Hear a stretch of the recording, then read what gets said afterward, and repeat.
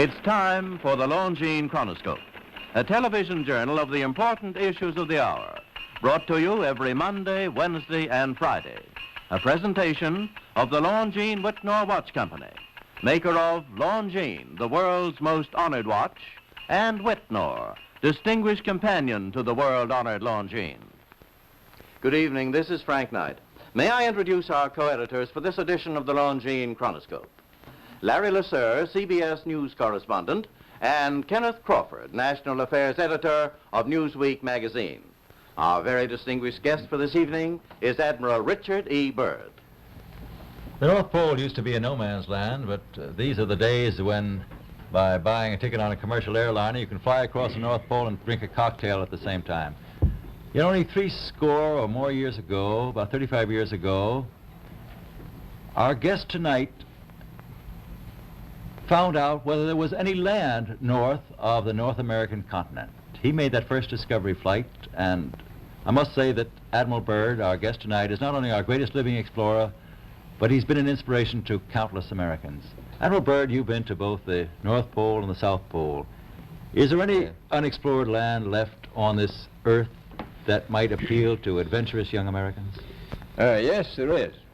And not up around the North Pole, because it's getting crowded up there now, because they find out it's really usable, not only to live in, but militarily. But strangely enough, there's left in the world today an area as big as the United States that's never been seen by a human being. And that's beyond the pole on the other side of the South Pole from Middle America. And I think it's quite astonishing that there should be an area as big as that unexplored. This is a tremendous So challenge. there's a lot of adventure left down at the bottom of the world. Well, Admiral, do you hope to see that? I do. Well, Admiral, Yeah. would you say that since you've been to both the extremities of Earth, are these expeditions to such far-off places, are they getting easier because of modern techniques, or is danger still close at hand? Well, it's a little risky, but nothing like it used to be with the old slow planes and the small cruising radius where we had to put down bases. We replaced the dog teams, and of course that was a big improvement. But now the planes go much faster and they are safer, and they have a much bigger cruising radius. You haven't got the danger of a terribly heavy load. Admiral, an expedition to which I believe you're the advisor is now en route. What is that expedition doing? Well, that's the icebreaker Atka, and it's a reconnaissance expedition. It's going down to the South Pole area to make certain observations and to look for some bases. They will be back in April, and they will report back, and upon the information we get from that undertaking, we will base the bigger expedition that's to follow. Is that very definitely planned, or is that... That is being planned right now. So I'm willing to say to you that there will be a number of expeditions that will follow, I think, year after year, at the bottom of the world, because the government has really become interested. Well, Admiral Byrd, I can understand, I think everybody can, the interest in the North Pole because it's so near our greatest challenger, Soviet Russia, but why this interest in the bottom of the world? Nobody living down there, is there? No, it's pretty cold. There's only one permanent resident, that's the emperor penguin. The little ones live further north. I tell you one reason they're interested. It's by far the most valuable, important place left in the world for science. That's why the scientific groups all over the nation are really interested. But more important than that, it has to do with the future of the nation, those to come after us, or even during your lifetime, because it happens to be an untouched reservoir of natural resources. And, you know, as the world shrinks with an ever-increasing acceleration, far-flung places, once useless, like we thought the North Pole was, and no man's land, become very useful. The bottom of the world will be important, not only to us, but to our allies. I was going to ask you, does it have military importance? It has some, and as the world shrinks, it will continue to shrink with an ever-increasing acceleration. thus bringing these places closer. And in the future, I can see a time when it will be very, very important strategically. Well, has the development of air power increased the strategic importance of places like the very much Parma so. Peninsula, we'll say? Very much so. Even now, if anything happened and we lost the Panama Canal, we would have to control the islands just north of Antarctica, which are part of Antarctica, and between there and Cape Horn.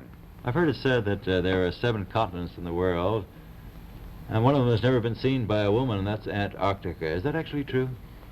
Well, if the Palm Peninsula is an island, as far as I know, that's true. No woman's ever stepped foot upon the Antarctic continent, and it's the most peaceful place in the world. Well, I'm sure that won't last very long. I understand that now that you're working with the Arnold Bread Company in charge of frozen foods. Now, is there any future for frozen foods down these frozen extremities? Well, I think the human race can be helped by that. This was thought out by Dean Arnold, who's, in my opinion, a great humanitarian. He learned that we went down there after 4 or 5 years and finished a meal that we had left there on the table when we had evacuated Little America. Everything was perfect, including the bread. So he got the idea of this frozen bread, and already he sent some to Europe, and it worked very well over there for some of the starving people. So you can store it down to the Antarctic, and against the lean years, and you wouldn't have any people in the world really starving if you did that. Yes, in the event of an atomic war... You stay there forever. Admiral, you speak of the resources of Antarctica. What are they? What are the natural resources there? Well, we've found enough of coal within 180 miles of the South Pole in a great ridge of mountains. It's not covered with snow, enough to supply the whole world for quite a while. Well, that's the coal. Now, there's evidence of many other minerals. We are pretty sure there's oil. Now, that coal shows the bottom of the world. Now, by far the coldest spot in the world. Where that coal is gets 100 below zero in the winter. Well, it was once tropical. So we think there's oil there, and there's evidence, probably uranium there. Is it any secret? Is there uranium there? That would be the only thing that would be practical to actually go after, I suppose. Everything else would be economically unfeasible, wouldn't it? Well, as we recklessly expend our resources, the time will come when we'll have to go after that stuff down there. Well, you know, I avoided what you said about uranium. I'm not sure about that. I don't want to have the world fight over the Antarctic. And Robert, is there a competition among other nations to try to get information about Antarctica and possibly to secure some of these resources? Well, yes. There are now 7 nations very much interested. Russia is interested tremendously. That I'm sure of. Australia has an expedition down there. The Argentine, the Chile, New Zealand, Britain, and so on. Now, you can understand those people down there being interested because they live down there, the New Zealanders, the Argentinians, the Chileans, and the Australians. And so we don't do much about claiming anything. Admiral, you make this sound a little crowded. Are there that many expeditions now there or en route there? Well, you know, as I said, it's the most peaceful place in the world, but I don't think it will be for long because of this intense interest on the part of other nations and this nation. Well, Admiral Byrd, are private expeditions a thing of the past? Is expedition and exploration, making expedition and exploration now purely a government function because of the tremendous cost and organization? No, I don't think so. I think down south it may be more or less a thing of the past, but not other expeditions that go. There's a lot of them go north now. This latest expedition now on the way is a government expedition, I take it. Yes, that's the government. But may I ask you, is there a great difference between the top of the world and the bottom of the world? There is. Now, the North Pole is the center of an ocean 10,000 feet deep. The South Pole, the center of a plateau, 10,000 feet high. The North Polar Sea is surrounded by continents slightly frozen. The Antarctic continent is surrounded by a belt of ice frozen seas of at least 1,200 miles thick. Now, the south is a plateau. It gets, in some places, 14,000 feet up. I've been over areas about 13,000, and it's a little bit chilly up there. So there's that big difference between the top and bottom of the world. The north really isn't very cold up there on the Arctic Ocean. Not compared to the south. Admiral Byrd, we often hear it said that our young Americans now aren't as hardy as their forefathers. Do you think that Americans do measure up to the standards, the physical standards and morale standards of the past? I do. I don't believe that. I think they're just as hardy.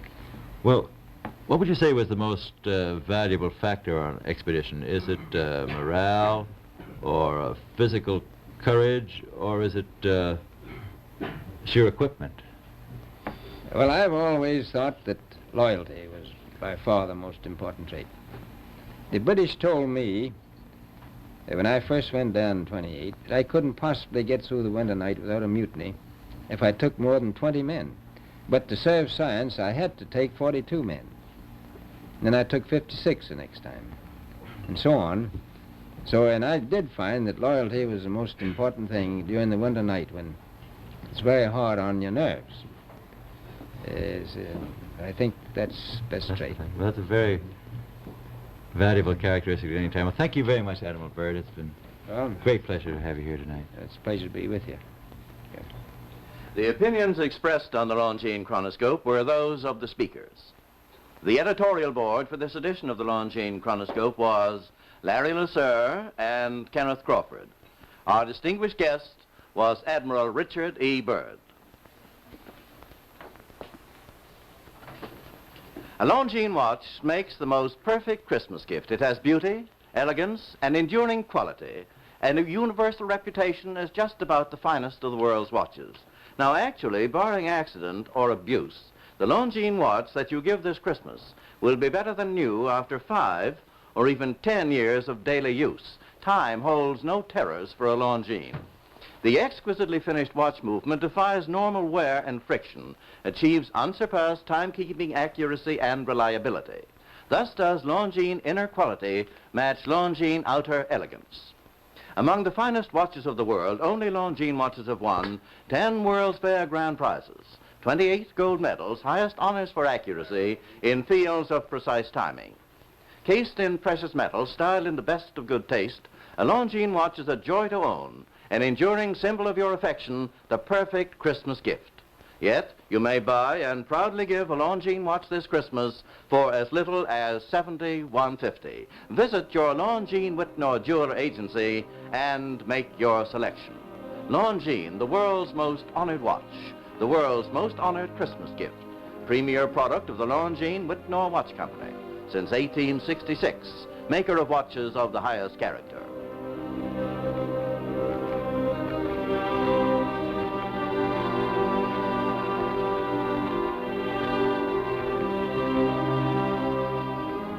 We invite you to join us every Monday, Wednesday, and Friday evening at this same time for the Longines Chronoscope, a television journal of the important issues of the hour, broadcast on behalf of Longines, the world's most honored watch, and Whitnor, distinguished companion to the world-honored Longines. This is Frank Knight, reminding you that Longines and Whitnor watches are sold and serviced from coast to coast by more than 4,000 leading jewelers who proudly display this emblem. Agency for Longines Whitnor watches.